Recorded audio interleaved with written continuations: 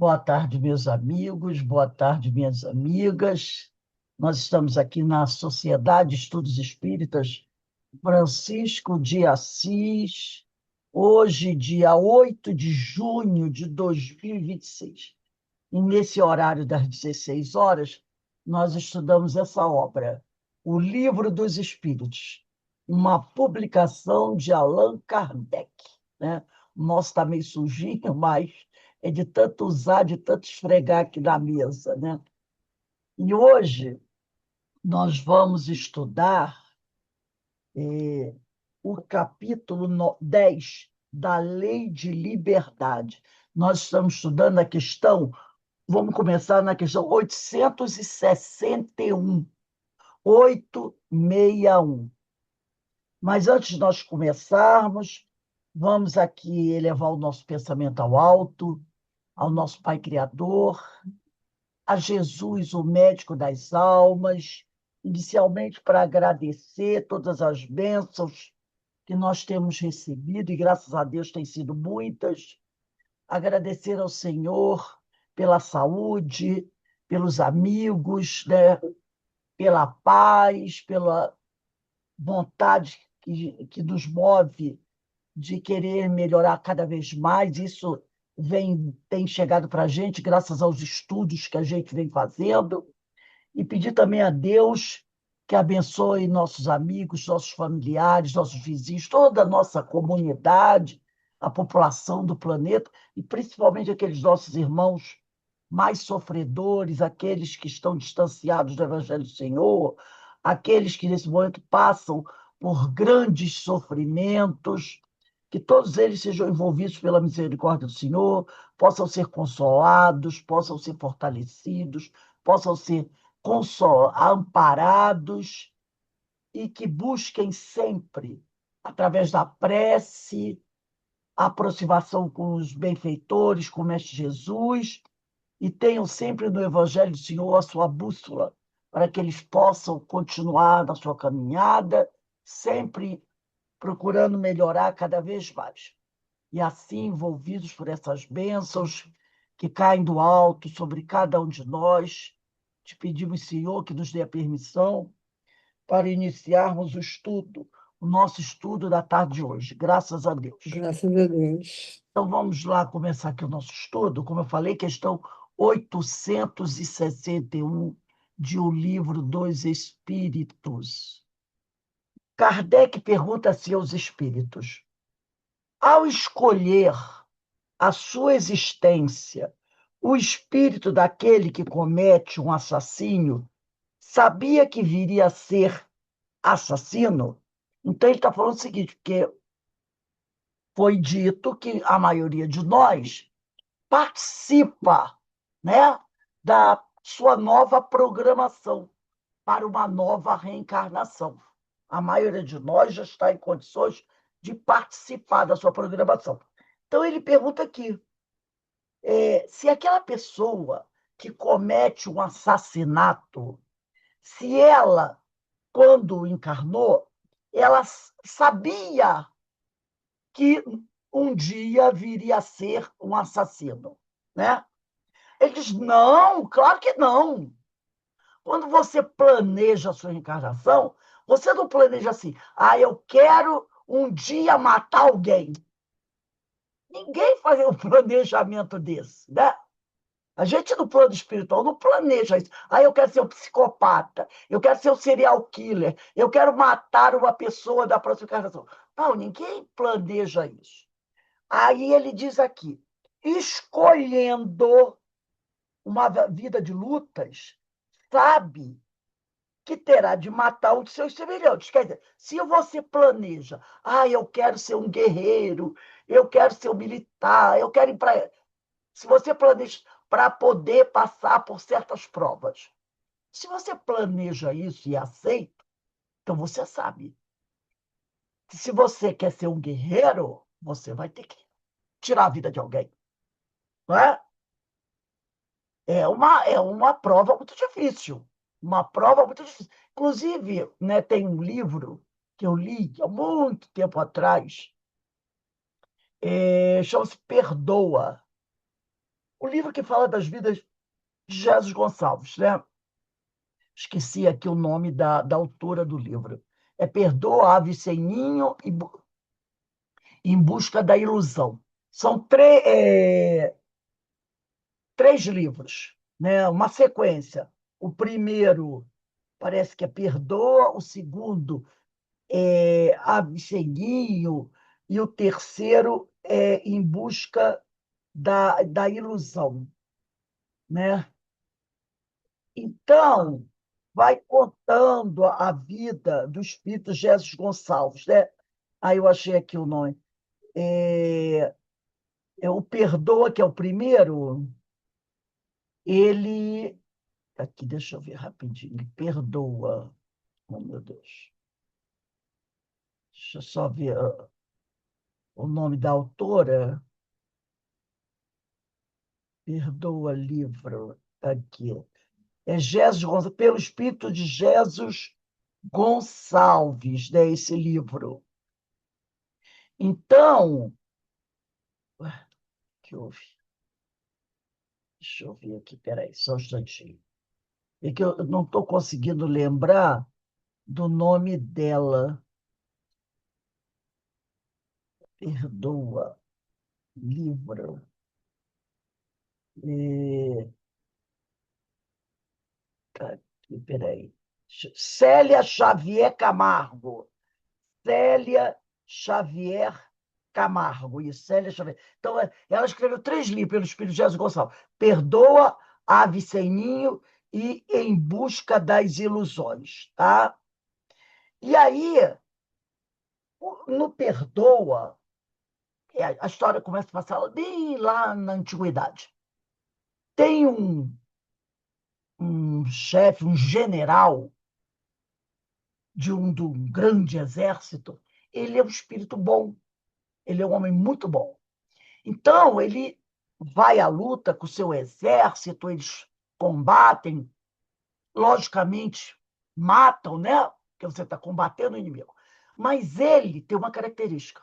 Quando a batalha acaba, quando eles fazem prisioneiros, ele dá uma ordem para os seus guerreiros, para os seus soldados, que é o seguinte: não quero que ninguém torture, faça nenhuma maldade com os prisioneiros.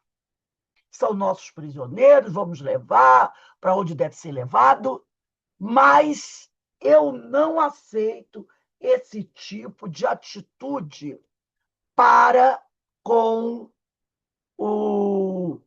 as tropas. Então, ele fala muito sobre isso, entendeu? Ele fala muito sobre isso.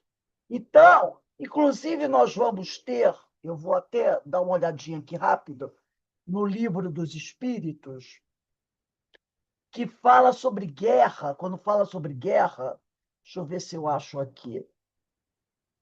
Ele fala sobre essa questão, que o que vai, se você é um soldado, se você ataca guerras, se você está na batalha, é lógico que você vai acabar matando para não morrer, né? Mas ele diz, a gente olhando aqui na questão 747, a pergunta de 747 do Livro dos Espíritos. O assassínio tem sempre o mesmo grau de culpabilidade? Aí eles dizem aqui, como já dissemos, Deus é justo e julga mais pela intenção. Aí, essa é a 747. É bom até a gente colocar aqui, nessa questão, Livro dos Espíritos, a gente botar essas questões. 747, tem a 749 e a 749, né? Porque ele está falando, é, quando ele fala escolhendo uma vida de lutas, né? Então, ele pergunta assim, na 749, o homem é culpado pelos assassínios que comete durante a guerra? Repare que Kardec, na pergunta, ele usa a palavra assassino. Assassino. Entendeu? Ele usa essa palavra, que é uma palavra pesada, né? É uma palavra pesada. Assassino, né? O homem é culpado pelos assassínios que comete durante a guerra? Aí olha a resposta. Não. Quando constrangido pela força, ele é um soldado. Ele tem que obedecer às ordens, não é? Mas é culpado pelas crueldades que comete, assim como será levado em conta o seu sentimento humanitário. Então, nesse livro Perdoa, ele, aqui no livro dos Espíritos, ele disse: Kardec perguntou, se o homem é culpado, o soldado que está na guerra, depois da batalha, ele é culpado pelas mortes que ele fez durante a batalha? E eles dizem não, porque ele é um soldado, a profissão dele é essa. Ele vai para a guerra, ele tem que combater o exército inimigo. Como é que se combate? Atirando e matando. Aí ele diz assim, ele não é culpado quando é constrangido pela força, mas é culpado pela crueldade que comete, assim como será levado em conta o seu sentimento humanitário. Quer dizer, terminou a batalha, você fez prisioneiros. Como é que você vai tratar seus prisioneiros? Com crueldade? Torturando? Fuzilando todo mundo? Que é o que muitas vezes acontece, né? Tem generais que dizem assim: não fazemos prisioneiros. Quer dizer, pego. Quem sobreviveu é para matar. Que uns dizem assim: não fazemos prisioneiros. Então eu já sabia, o soldado já sabia. Mata todo mundo. E esse do livro Perdoa, esse general, ele tem essa coisa. Ele diz assim: acabou a batalha, não admito que nenhum soldado do meu exército haja com crueldade para com nenhum dos prisioneiros. Aquele soldado que agir com crueldade para com algum prisioneiro será punido. Então, as tropas, os soldados dele já sabiam. Enquanto está batalhando, tudo bem. Mas acabou a batalha, não tem esse negócio de pegar a população, que às vezes acontece, né? Pega a população civil e mata, estupra as mulheres, né? Tortura todo mundo. Então é isso que Kardec diz, que os espíritos dizem. Eles deixam bem claro aqui, né? Mas é culpado pelas crueldades que comete. Se você está na batalha, você é um soldado, você está na guerra, vai matar. Agora, a... e depois disso? Como é que você vai tratar os prisioneiros? Com crueldade? Vai ter um ato humanitário? Isso é que vai ser levado em conta.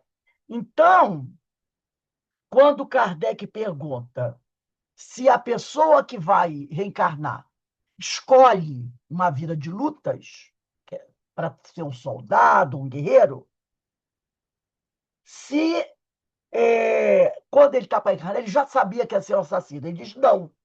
Agora, se você escolhe uma vida de lutas, como está na questão 749, soldado, sabe que terá e seja oportunidade de matar um dos seus semelhantes. Porque se você vai para a guerra, você já sabe que há a possibilidade de você matar um semelhante seu. Mas não sabe se o fará, visto que ao crime precederá, visto que ao crime precederá quase sempre, de sua parte, a deliberação de praticá-lo. Então, de repente, você escolhe, não, eu vou para a guerra, mas eu quero ser médico, um médico em campo, né, para cuidar dos feridos. Eu quero ser um sacerdote, porque tem, né, os capelães, né, que sempre, quase toda a tropa, né, eles, quase todos os exércitos, tem sempre um religioso que segue com, com a tropa, são os capelães militares, né? Eles sempre seguem com a tropa.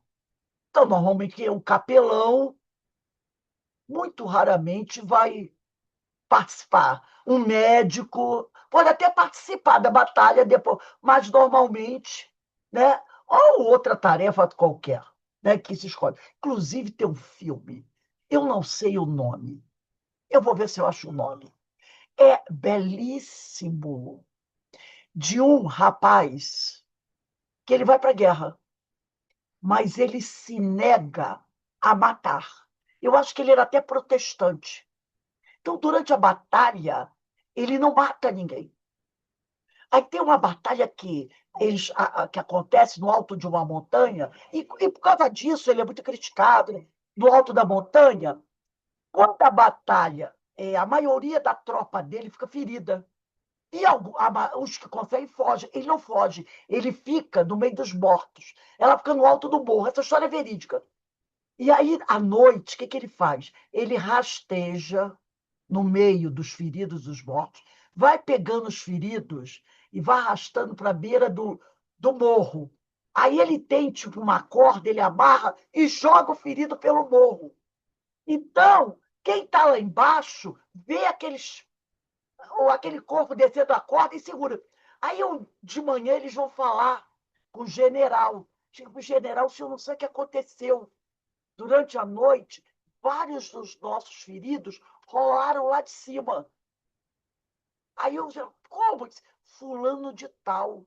Então ele ficava lá em cima, pegava os feridos, amarrava na corda e descia. E o pessoal pegando. Então é lindo, esse filme é lindo. Eu vou ver se eu acho. É muito bom. É alguém, ele parece que é um protestante. Ele vai para guerras como um soldado, mas se nega a tirar. Logicamente que ele sofre um monte de críticas, mas é muito bonita a história. Muito bonita. Ele fez uma escolha. Ele fez, inclusive, ó, ele vai ser punido, porque ele tem que atirar, ele tem que matar, mas ele se nega a matar. Mas se inscreve para ser soldado da guerra. Então, é uma escolha, né? Então, ele diz aqui: ora, aquele que delibera. É, aí ele diz, né? Se eu escolher uma vida de luta, sabe que terá ensejo de matar um de seus semelhantes, mas não sabe se o fará, visto que ao crime precederá quase sempre, de sua parte, a deliberação de praticá-lo. Ora, aquele que delibera sobre uma coisa é sempre livre de fazê-lo ou não. Se você escolhe, mesmo estando na guerra, não matar, você é livre para escolher. Se soubesse previamente, antes de encarnar, que como homem teria que cometer um crime, o espírito estaria a isso predestinado. Então, antes de encarnar, se alguém diz para você, ó, você vai reencarnar, mas você vai ter que cometer um crime. Então, você já estaria predestinado. Mas se você escolhe uma profissão onde você vai ter que lutar, mas mesmo escolher como lutar, na hora, você que decide se vai fazer ou não. Não, eu não vou. Eu não vou Ô, matar. Rose, Oi. ô, Rose, esse dele está predestinado a matar, mas ele pode não cometer o ato. Sim, mas ninguém nasce predestinado. É assim, se você, antes de encarnar, você diz assim, eu quero participar de lutas, eu quero ser um soldado, eu quero ser um guerreiro, alguma coisa assim. E aceito essa prova, é a grande possibilidade de você ter que matar. Mas na hora da batalha, é você que decide se vai matar ou não. É o que ele está dizendo. Se você decide, aí você tem liberdade. Por exemplo, durante a Segunda Guerra Mundial, há vários exemplos de soldados, até soldados alemães, que, quando faziam prisioneiros, a gente sabe que os nazistas não eram assim, não tinham um coração muito bom, né? Então, Às vezes, o comandante mandava a tropa, colocava as famílias de uma aldeia, de um povoado, dentro de um valão, né? E mandava o pessoal atirar e matar todo mundo. Aquilo era assassinato público. Havia os soldados que diziam: não, eu não vou fazer isso. Não, você vai fazer. Se não você não fizer, você vai ser fuzilado. E o soldado dizia: eu não faço. E o soldado era fuzilado. Entendeu? Ele era um soldado alemão, mas perante aquela covardia, porque não era uma batalha da tropa alemã contra a tropa americana, contra a tropa russa, contra a tropa inglesa. Se fosse uma batalha, tudo bem. Como diz aqui, você é um soldado. Agora, era depois, quando eles pegavam homens, mulheres e crianças inocentes e levavam, às vezes, para o meio de uma floresta e mandavam fuzilar todo mundo. Havia soldados alemães que diziam: não, eu não vou fazer isso. Aí o comandante dizia: ou você faz ou você morre. E ele dizia: eu não faço. E aí ele era morto. Então, ele era um soldado, mas aquele tipo de covardia, assassinato, ele dizia: não, eu não faço. Mostra o quê? Que ele tinha o livre-arbítrio, mesmo colocando em risco a vida dele. Ele tinha o livre-arbítrio. Eu não vou fazer isso. Não vou matar. E aí ele morria, porque, né? Então, é o que ele fala aqui. Agora, se ele tiver da então você tem que matar, vai matar de qualquer maneira, você não vai ter o direito de escolher, aí sim era predestinado. Mas desde o momento que você diz não, você tem o seu livre-arbítrio, então não é predestinado. Aí diz aqui: ficai, porém, sabendo que ninguém há predestinado ao crime.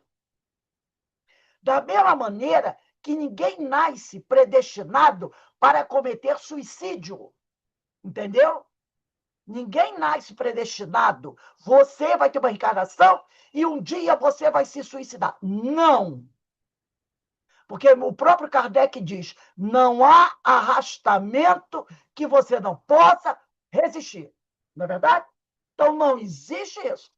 Mesmo no suicídio, tirando, é claro, aquelas pessoas que estão totalmente subjugadas, totalmente enlouquecidas, aí não entrou o raciocínio. Mas, desde o momento que você tem o seu raciocínio, você pode dizer não, eu não vou fazer isso. Tá?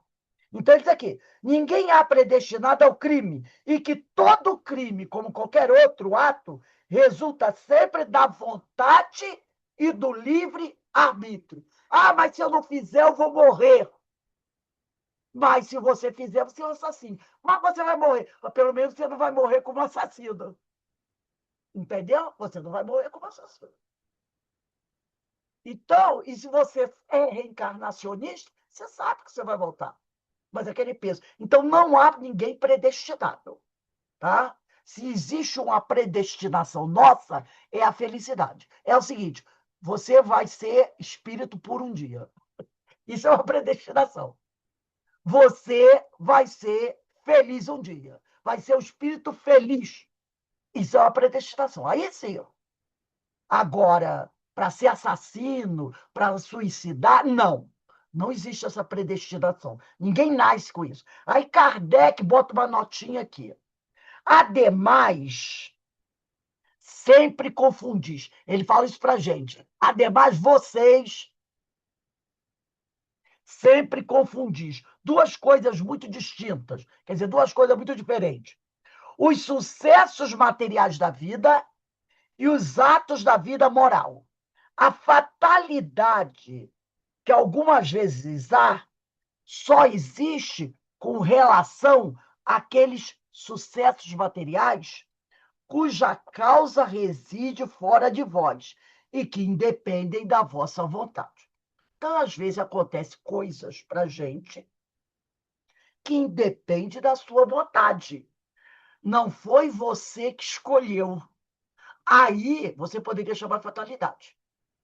Eu não fiz nada para que isso acontecesse, mas aconteceu.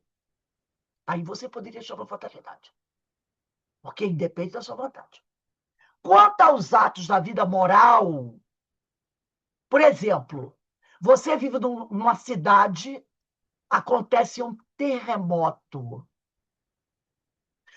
Toda a tua vizinhança é destruída, tua casa também é destruída, você fica muito mal no hospital. O pessoal, fatalidade. Nesse ponto, você poderia dizer que é uma fatalidade. Porque o que dependeu de você o terremoto? Nada.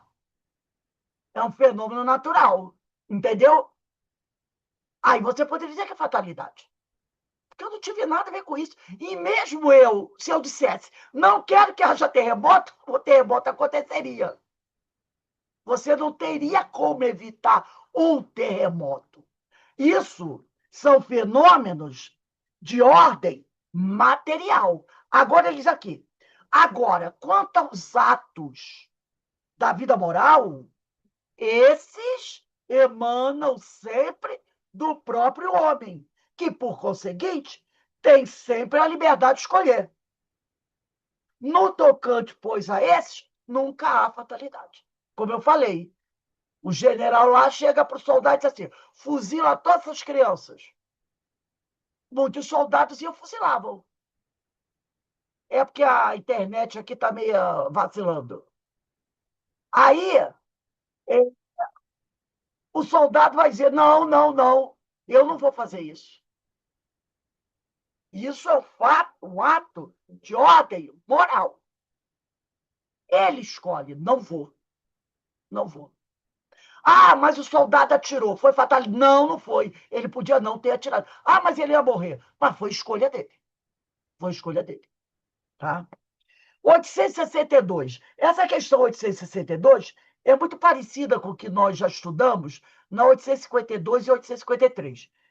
Na 862, Kardec pergunta assim: pessoas existem que nunca logram, quer dizer, que nunca conseguem bom êxito em coisa alguma, que parecem perseguidas por um mau gênio em todos os seus empreendimentos. Não se pode chamar isso fatalidade? E eles vão dizer: será uma fatalidade se lhes quiseres dar esse nome, mas que decorre do gênero da existência escolhida. Dependendo do que da vida que você escolheu, algo pode acontecer ou não. Por exemplo, uma pessoa escolhe ser bombeira. Ora, há possibilidades dela morrer no incêndio, não há? Há possibilidades dela morrer, de repente, é um desabamento, como houve aqui em Petrópolis. Os bombeiros vão lá tentar salvar as pessoas. E, de repente, o barranco desce por cima deles. Quantos já morreram assim? Tentando. Lembra o que aconteceu lá quando caiu as Torres Gêmeas nos Estados Unidos? Quando derrubou, a primeira Torre Gêmea foi atingida, um grande número de bombeiros entraram para tentar resgatar as pessoas. Quando eles estavam lá dentro, a torre desabou. Eles, quando entraram, ela estava só pegando fogo. Eles salvaram algumas pessoas, mas precisaram subir para ir para os andares de cima. De repente, a torre caiu, porque ela estava abalada da sua estrutura. Muitos bombeiros morreram. A pessoa, oh, meu Deus, os bombeiros!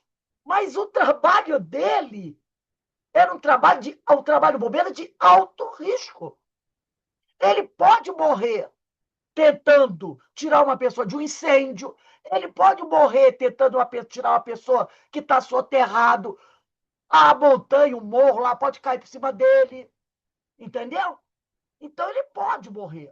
Como aqueles homens que trabalham desarmando bombas. Alguém diz assim: olha, colocaram uma bomba dentro de um banco. Quem vai para lá? Os homens, que eles vão, né? Eles fazem parte do departamento que desarma essas bombas. Mas, de repente, quando ele está desarmando, a bomba pode explodir. E ele pode morrer. Faz parte do trabalho. A polícia. Quantos policiais morrem no enfrentamento aos criminosos? Há possibilidade dele morrer. No trabalho dele, ele é um policial. Então, ele fala aqui: se a pessoa quiser chamar isso de fatalidade, chame. Mas não é uma fatalidade. Isso depende do gênero de vida que ele escolheu. Bombeiro, soldado, policial. Pode acontecer. Até médico mesmo, né? De repente, está uma confusão lá, um tiroteio. o médico tem que ir buscar alguém. E aí, ele pode vir a morrer. Pode até aprender a pandemia. Quantos médicos e enfermeiros morreram? Porque o gênero de vida. Ele é médico, mas ele ia adivinhar que existia uma pandemia? Não. Se teve a pandemia, ele tinha que estar lá. Motorista de ambulância, socorristas, não é? Aqueles que vão buscar a pessoa em casa, todos esses. O pessoal que trabalha como coveiro do cemitério, quantos coveiros morreram? Porque contraíram o vírus, tinham que lidar com os corpos. Dependendo do tipo de vida, se acontece algo, aconteceu uma pandemia, você está na linha de frente. E aí? Então, você não pode dizer que é fatalidade. Você é um bombeiro, você é um enfermeiro, você é um coveiro. Não é fatalidade, é o teu trabalho. Aí ele diz aqui, entretanto, não criais seja... Aí ele diz aqui, é que essas pessoas que escolheram esse gênero de vida quiseram ser provadas por uma vida de decepções, a fim de exercitarem a paciência e a resignação. Está falando dessas pessoas que levam uma vida onde tá sempre as coisas tão esquisitas, está sempre difícil, ele está sempre sofrendo. Às vezes é uma pessoa que pediu uma prova assim, "Não, eu quero ter uma encarnação, uma vida muito difícil, muito difícil. Quero passar por grandes dores, né? Então, de repente, é uma prova. E se essa prova foi dada a ele, é porque a espiritualidade sabia que ele tinha chances de sair vitorioso dessa prova. Porque se a espiritualidade soubesse que ele não tinha nem um pingo de chance, ele não receberia essa prova. Você só recebe uma prova quando a espiritualidade percebe que você tem condições de passar por aquela prova e sair vitorioso. Pode falhar, mas você tem condições. Se foi dada a prova a você, é porque você tem condições de sair vitorioso naquela prova. Aí eles aqui.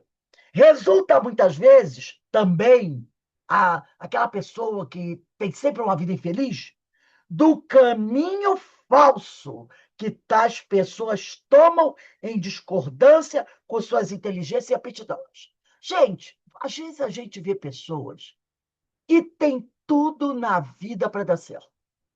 E aí a pessoa começa a fazer um monte de escolha equivocada, não é? Você diz assim, meu Deus do céu! Outro dia eu estava vendo um juiz, estudou direito, fez curso para juiz, fez concurso, e depois se deixa comprar. Aí começa a vender sentença para bandido. Sabe que é vender sentença, né? Começa a vender sentença. Eu estava na prova dele ser vendedor de sentença? Não. Aí a vida começa a dar errado. É preso, perde o título de juiz, né? Fica na miséria, passa mal vergonha. Ah, meu Deus, minha vida agora é ladeira abaixo. Mas você que escolheu, né? Vender sentença. Você é um médico que resolveu vender remédio falsificado. Você é um advogado que escolheu ser advogado de bandido. Você é um comerciante que resolveu ser corrupto. Você é um motorista de uma empresa que faz entrega de mercadoria, mas aí você entrega a rota para os bandidos roubarem os caminhões com os produtos. É você que escolheu. Se a partir daí tua vida começa a dar errado, quem foi a escolha? Foi sua. Aí você vai dizer, ah, meu Deus, eu não dou sorte na vida. Não, você dava. A partir do momento que você fez a escolha errada. Aí eles aqui, né? Grandes probabilidades tem de se afogar quem pretender atravessar nada um rio sem saber nadar. O mesmo se dá relativamente à maioria dos acontecimentos da vida. Quase sempre obteria o homem bom êxito se só tentasse o que estivesse em relação com as suas faculdades. O que o perde são o seu amor próprio e a sua ambição, que o desviam da senda que lhe é própria e o fazem considerar vocação, o que não passa do desejo de satisfazer a certas paixões. Outro dia eu estava vendo prender uma mulher que ela estava trabalhando numa clínica fazendo cirurgia estética. Quando prenderam ela, ela não tinha diploma nem de enfermeira. Nem de enfermeira. Era uma curiosa.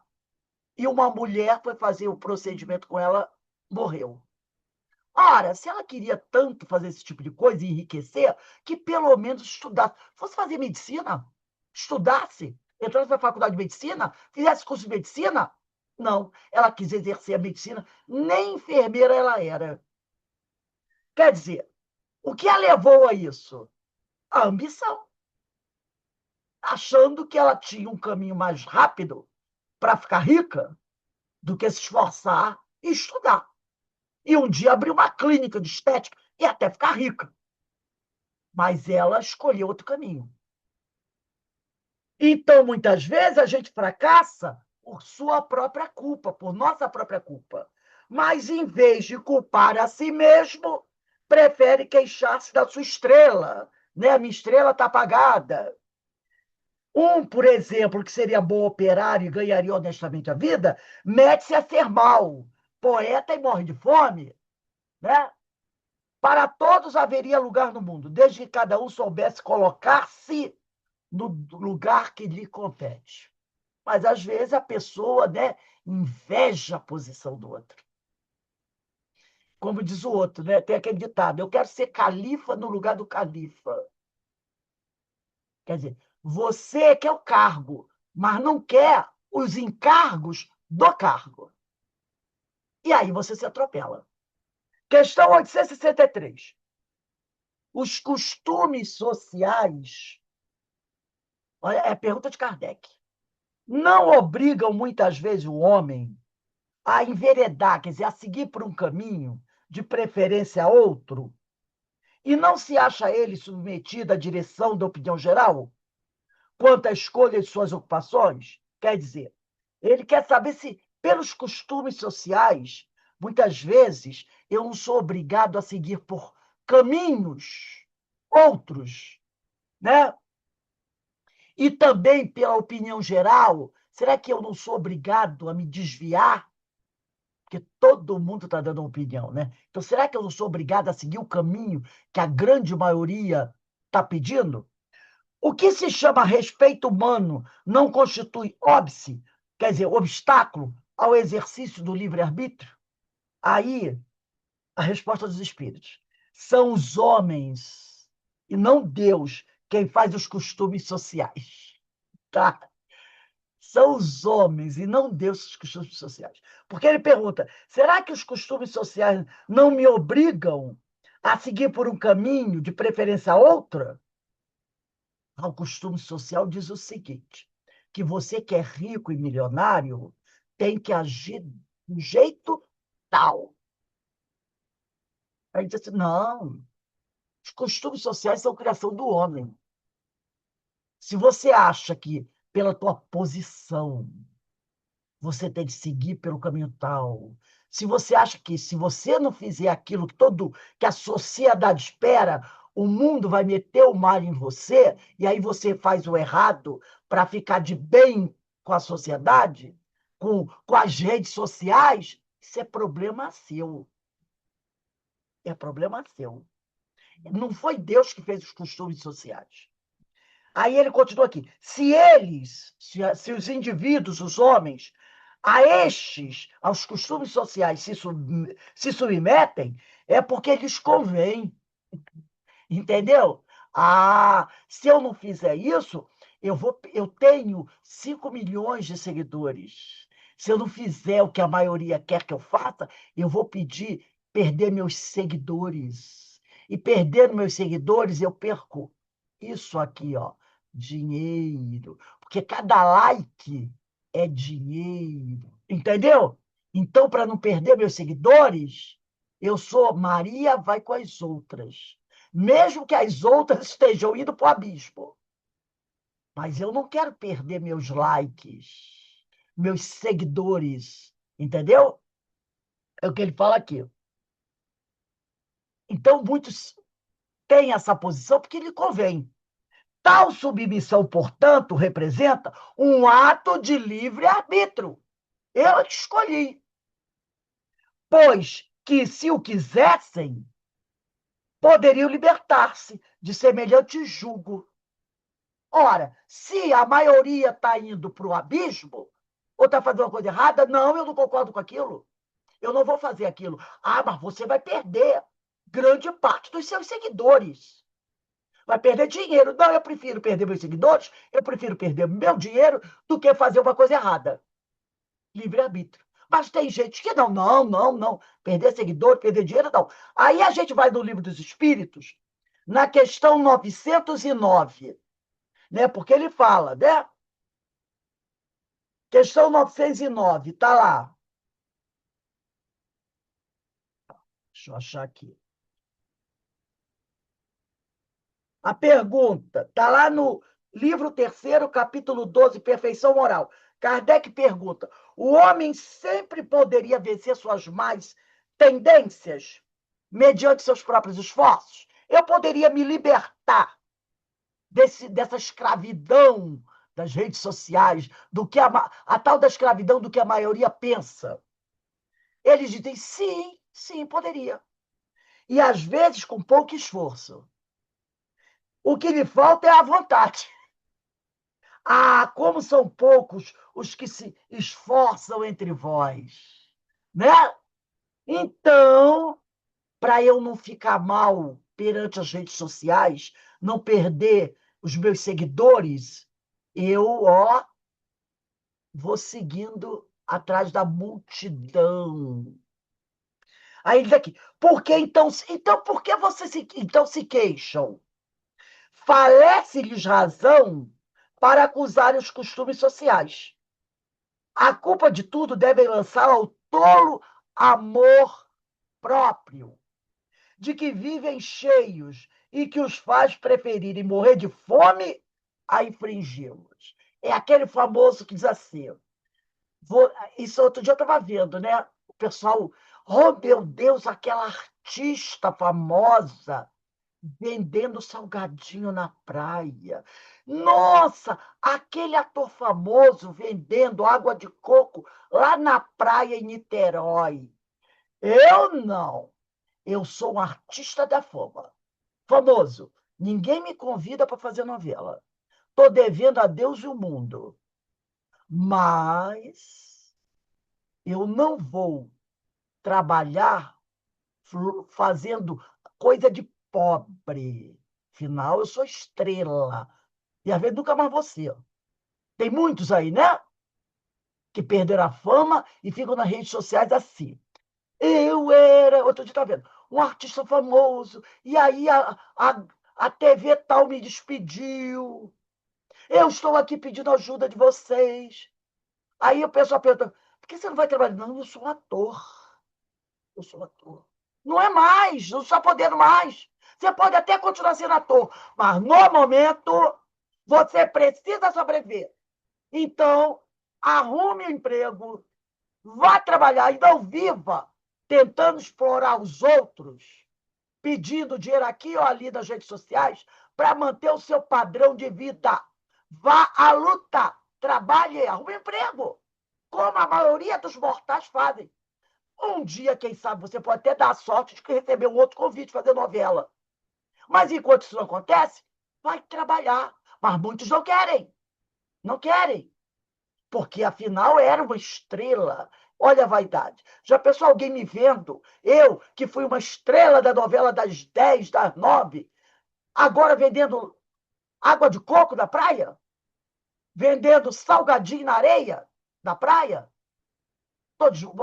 Então, o que ele fala aqui?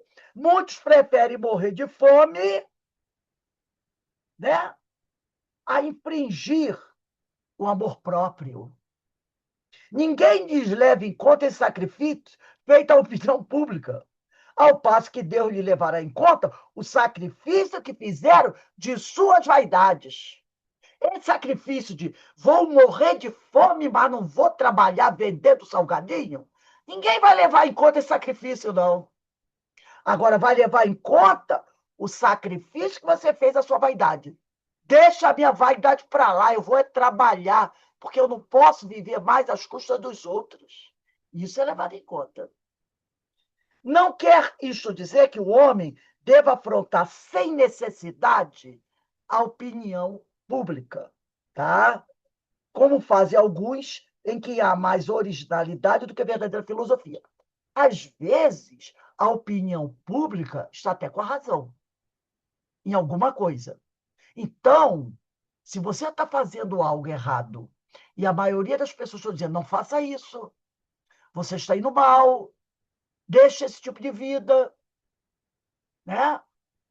Vá fazer outra coisa, você tem que analisar se aquilo que a opinião pública está falando está certo, e aí você segue. Então, não é sempre, né? Não é sempre. Por exemplo, tem um rapaz aí, um ator de novela, foi muito famoso. Inclusive, tem uma novelinha à tarde aí que está passando, ou já passou, está passando, onde ele é um dos atores principais. Hoje ele está passando uma situação muito difícil, até do ponto de vista do tema que a gente vai estudar na palestra das 18h30, dependência química. E há muito tempo, grande parte, o drama dele já vem nessa, porque a gente sabe que rede social não perdoa, né? Bota a vida de todo mundo lá. E todo mundo nas redes sociais falando que gosta muito dele, é um ator talentosíssimo, um rapaz muito bonito, jovem, dizendo para ele: vai se tratar, vai se tratar, vai se tratar, vai se tratar, você tem chance de se tratar. Aí, um tempo atrás, eu vi o depoimento dele dizendo, né, eu não vou me tratar, não, e deixa para lá, eu vou morrer, eu vou acabar, vou me deixar morrer a si mesmo. Isso está errado. Ele estava indo contra a opinião pública que dizia o contrário. Mas o pessoal continuou. E agora, essa semana, eu vi a matéria dele dizendo: eu vou me internar. Houve muitas pessoas pedindo: eu vou me internar para o tratamento. Nesse caso, que ele falou aqui, né, que você deva afrontar sem necessidade a opinião pública. Não. A opinião pública estava correta. E no início, há um mês atrás, eu vi ele dizendo: não, não, vou procurar, deixa, não tem jeito para mim. Mas a opinião pública continuou. Os fãs dele, amigos, né, continuaram. E ele decidiu fazer o tratamento. Olha que coisa boa. Então, nesse ponto, ele seguiu a opinião pública. Aí diz aqui: tanto desatino há em procurar alguém ser apontado a dedo ou considerado animal curioso, quanto acerto em descer voluntariamente sem murmurar, desde que não possa manter-se no alto da escada. Então, eu achei muito interessante isso, né? Tanto desatino há em procurar alguém ser apontado a dedo ou considerado animal curioso. Como tem gente aí nas redes sociais que ficam falando que estão fazendo coisas horríveis, horríveis, horríveis, horríveis.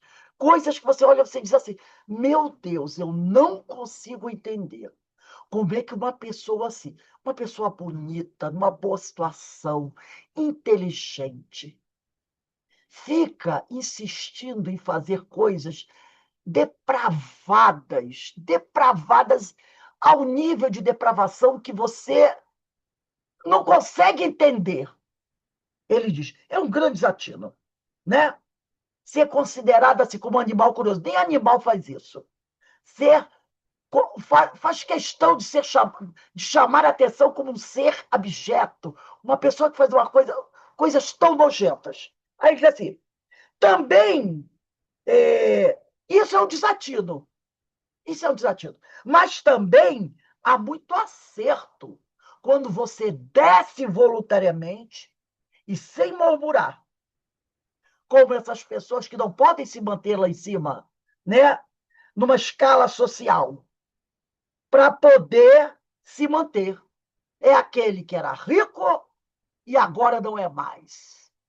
Então, ele vai descer na escala social, não na escala moral, para arrumar um emprego simples para se manter. Então, é tanto acerto isso, né? Porque se você não pode se manter numa situação mais, o acertado é o quê? É você procurar fazer outra coisa. Procura, eu não posso mais ser artista de novela? Vou ser um balconista. Ah, na escala social eu posso até estar descendo, mas na escala moral não, né? Na escala moral não. Agora vamos dar uma olhada na questão 864. Assim como há pessoas a quem a sorte em tudo é contrária, outras parecem favorecidas por ela, pois que tudo lhes sai bem. A que atribui isso? De ordinário é que essas pessoas sabem conduzir-se melhor nas suas empresas. Quer dizer, naquilo que vai fazer. Tem pessoas que estão sempre trilhando o caminho do bem, o caminho do acerto, fazendo boas escolhas, sempre procurando ajudar o seu próximo. Então, a vida dela caminha sem nenhum desacerto. Desacerto provocado por ela. Porque pode acontecer um fenômeno natural. De repente, essa pessoa vai atravessar uma rua. No sinal, como manda a lei, né? Sinal está verde para ela. Ela vai atravessar na faixa de pedestre com o sinal verde para ela. Está tudo certo. Aí vem um desavisado, avança o sinal, atropela ela. Aí a pessoa vai dizer, meu Deus, não, ela não teve nada a ver com isso, não é? Ela não fez nada que levasse a isso. Ela atravessou na faixa de pedestre com sinal verde para ela. Então não foi interferência dela, foram outras questões. Agora, tudo que ela pode fazer para a vida dela caminhar bem, ela faz. Então, ela está bem. Agora, isso não quer dizer que um evento fora da tua capacidade, como eu falei, um tsunami, um terremoto, uma explosão de um lugar onde você está. Não, não tem, você não interferiu em nada disso. Então, eles aqui é que essas pessoas sabem conduzir-se melhor nas suas empresas, naquilo que vai fazer. Mas também pode ser um gênero de prova. O bom êxito as embriaga. Fiam-se no seu destino e muitas vezes pagam mais tarde esse bom êxito, mediante reveses cruéis, que a prudência seria feita evitar. Então, às vezes, também tem o caso. Tudo que ele faz dá certo, mas às vezes ele está fazendo coisas que não são boas, entendeu? A gente está vendo aí um cidadão que está até preso. A vida dele era um sucesso, todo mundo invejava. Festas, né? Jantares, pá, pá. Todo mundo dizia assim: nossa, que vidão! Parecia que estava tudo bem, mas não estava. Não estava. Mas aos nossos olhos, parecia. Hoje, ele está pagando esse bom êxito. Né? Essa coisa que todo mundo achava maravilhoso a vida dele, um vidão, que não era. Ele conseguia esse vidão por outros meios, né? E agora está passando por problemas, por reveses, que a prudência teria feito evitar. 865. Como se explica que a boa sorte favoreça algumas pessoas em si? Vê que o Kardec bate nessa tecla, né? Então, ele diz aqui: como se explica que a boa sorte favoreça algumas pessoas em circunstâncias com as quais nada tem que ver a vontade, nem a inteligência? No jogo, por exemplo, tem gente que aí, de repente, foi lá, jogou na Mega Sena, acertou, ganhou 40 milhões, ou no outro qualquer, né? Aí o pessoal, a boa sorte favoreceu aquela pessoa. E nada havia vontade dela. Ela jogou e ganhou, né? Aí, olha a resposta. Alguns espíritos hão escolhido previamente certas espécies de prazer. A fortuna que os favorece é uma tentação.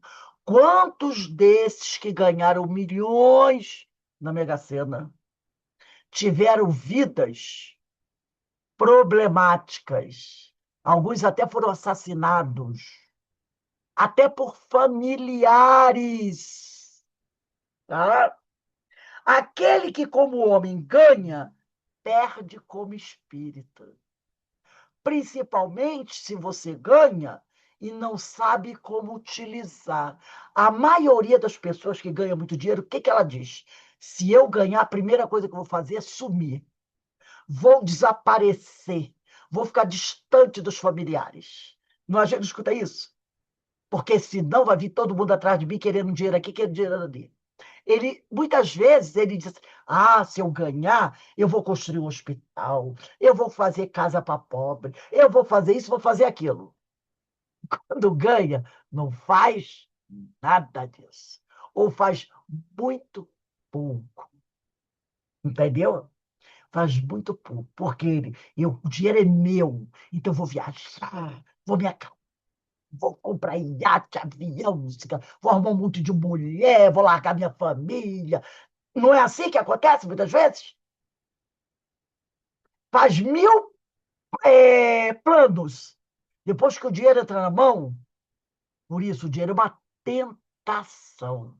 Vamos ver mesmo se você vai usar esse dinheiro só para você ou se você vai saber usar com utilidade, porque é tanto dinheiro que dá para você viver bem e morrer rico, mas ainda ajudar muita gente se souber utilizar o dinheiro. Então ele fala aqui, a fortuna que os favorece é uma tentação, e é. Aquele que, como homem, ganha, quer dizer, bota o dinheiro no bolso e desaparece, ou então vai viver da farra, perde como espírito. É uma prova para o seu orgulho e para a sua cupidez. Né? Então é aquela coisa. Será que todos nós estamos preparados para ganhar uma fortuna dessa? Será que todos nós estamos preparados para ter, de um dia para o outro, sem nenhuma preparação, 50 milhões, 100 milhões na mão? Será que a gente, sem preparo nenhum, de repente você vai olhar, ganhei na Mega Sena 100 milhões. Será que nós estamos preparados para tudo isso? Será que não vamos nos deixar perder, envolver pela vaidade, pelo orgulho, pelo egoísmo? É uma prova difícil. Saber administrar isso daí. Saber ter olhos também para perceber os interesseiros que vêm. Saber separar, né? Ah, esses amigos aqui eram da minha vida pobre. Vambora. Agora eu só quero os novos amigos. Ricos. Muitas vezes isso acontece. Será que nós estamos preparados? Por isso ele fala, é uma prova muito difícil. Inclusive, é uma prova mais difícil que a prova da pobreza. É a prova da riqueza. Não é coisa fácil. A gente já viu muita gente se perder nessa história.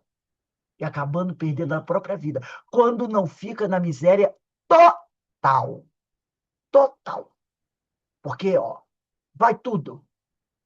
Porque não soube, né? Ficou desvairado, enlouquecido por aquilo. Então, é uma prova muito difícil. Gente, nós vamos parar aqui na 865.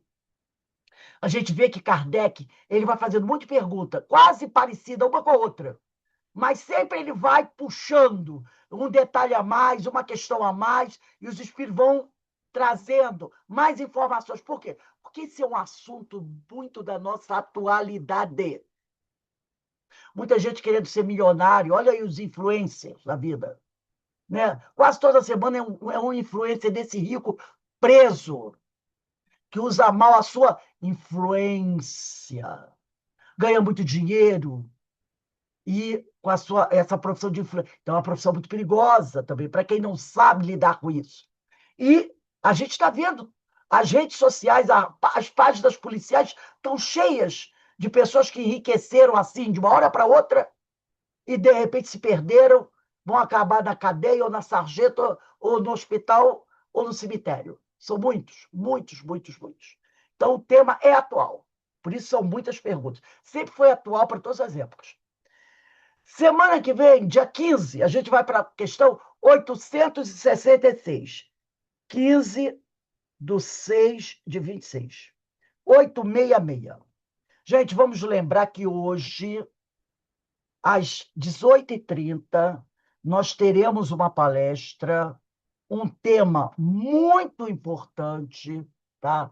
Muito importante para todos nós, porque, gente, ninguém pode dizer assim, dessa água não beberei, ninguém pode dizer, isso nunca vai acontecer na minha família, não é verdade? É a questão da dependência química. E nunca poderíamos dizer que isso não vai acontecer com a gente. Porque podemos, de um dia para o outro, sem querer não, né? Por decorrência da vida, ter uma dependência por causa de um remédio, não é? Então, isso aqui, consequências da dependência química no nosso corpo físico e no nosso perispírito. Nossa irmã Andressa Sabala e vai fazer o estudo. Um tema muito importante. Não é só por causa da nossa família, dos nossos amigos, não, por causa de nós mesmos. O vigiar e orar, primeiro é para a gente. É para a gente.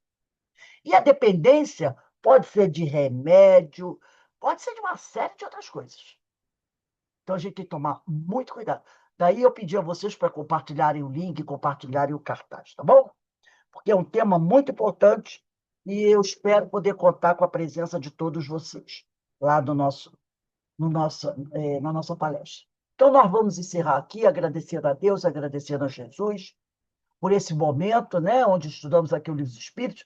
Quando for 5h30, 5h25, a gente retorna para o estudo da obra Dramas da Obsessão, de Ivone do Amaral Pereira, que também é uma obra muito importante, né? Doutor Bezerra está trazendo para a gente ensinamentos muito profundos. Um beijo aí no coração de todos, que Deus nos abençoe e nos fortaleça sempre, que a gente possa sempre continuar vigiando e orando para não cair em tentação. Que Deus nos abençoe.